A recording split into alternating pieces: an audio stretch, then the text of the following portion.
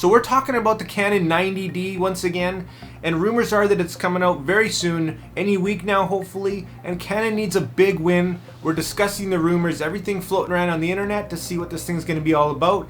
As well, let's talk about what it needs to have. Canon's hurting and needs a win. It's no secret. Let's get into it.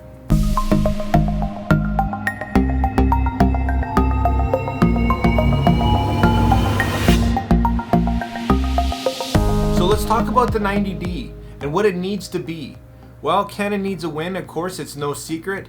This camera needs to blow people away. This is kind of a jack of all trades, I find. I had the 80D and I love that camera. It's a great entry-level, mid-range camera for a lot of people, but given what's going on in the industry, Canon really needs to step it up.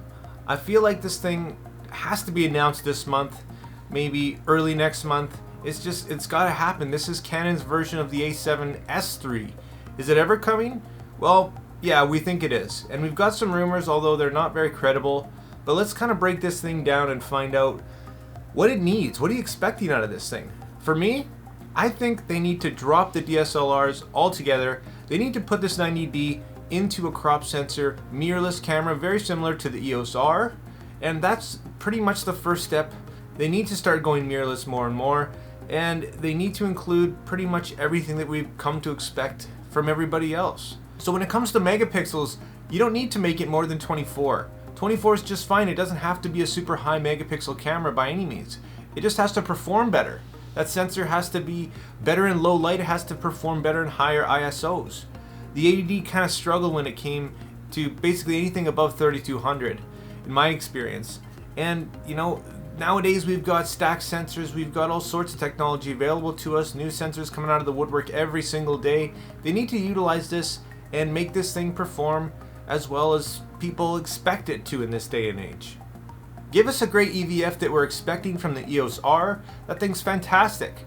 That goes a long way. Of course, our flip screen, great for movies and whatnot. Add the full-time eye autofocus in videos. Make it 4K 30 minimum. And of course, this isn't a totally video-based camera, but the minimum it should be is 4K 30 with no crop whatsoever.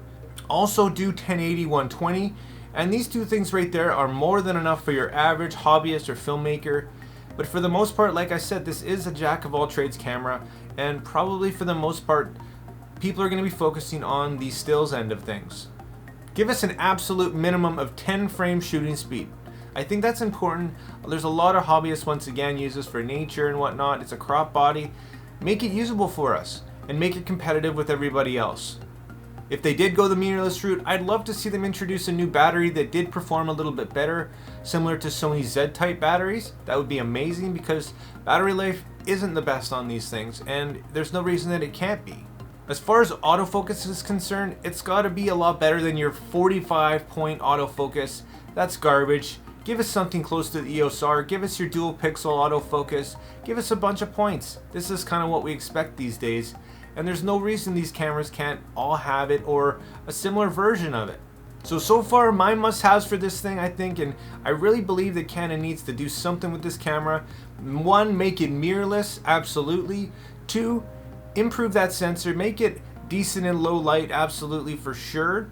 And 3, autofocus system, make it better than 45 autofocus points. Give us the dual pixel, give us the eye real-time tracking, eye autofocus in videos and stills.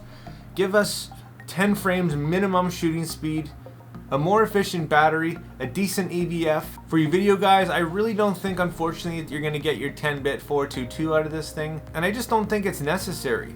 This is not a professional camera by any means. This is a camera for somebody just getting in or maybe upgrading to their second camera.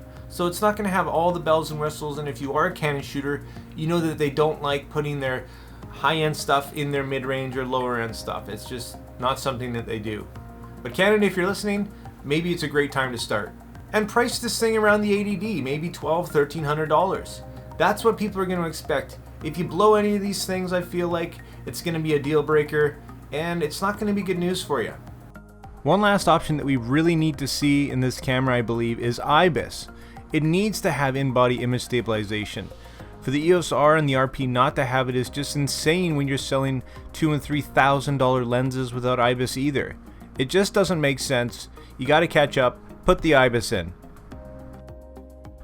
Another awesome option they have would be to just combine the 7D line with the 80-90D line and make a 97D or something.